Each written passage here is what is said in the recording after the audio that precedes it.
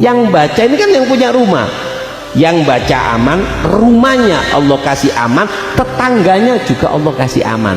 Kalau orang baca ayat kursi ketika masuk kepada rumahnya. Ayat kursi dibaca kapan? Inda dukhulil bait, ketika kita mau masuk rumah.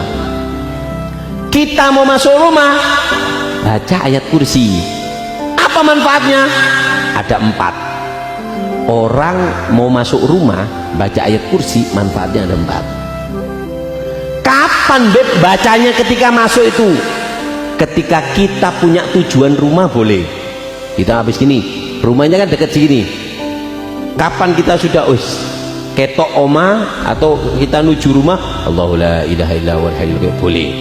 Atau ketika kita sudah ada di depan rumah, di pintu, ngelihat pintu mandek, Allahu la ilaha illa huwal hayyul qayyum. Atau sambil buka pintu masuk baca ayat kursi.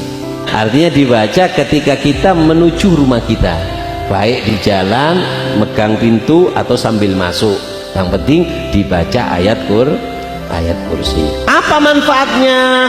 Maka manfaatnya ada 4 kalau orang baca ayat kursi ketika masuk ke rumah. 1. La yadkhuluha sahir wala sahira arba'ina yauman.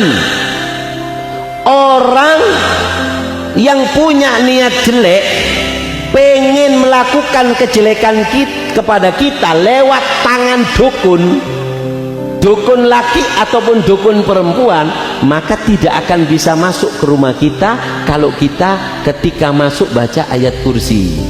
Namanya ketika membaca ayat kursi, ketika kita membaca ayat kursi, maka serangan dukun, serangan apa ke rumah kita, bangsa dukun itu tidak akan bisa, sihir tidak akan bisa masuk kepada rumah kita kalau rumah kita ketika masuk baca ayat kursi. Yang kedua, siapa orang yang masuk ke rumah baca ayat kursi, apa manfaatnya? Yaitu adalah Allah berikan keamanan, aman. Kayak rumah habis di steril. Dari apa? Dari gangguan manusia. Untuk aman ya, di rumahnya itu dikasih aman. Aman dari apa? Aman untuk dirinya dia yang baca, terus rumahnya juga aman, terus tetangganya juga aman. Yang baca ini kan yang punya rumah, yang baca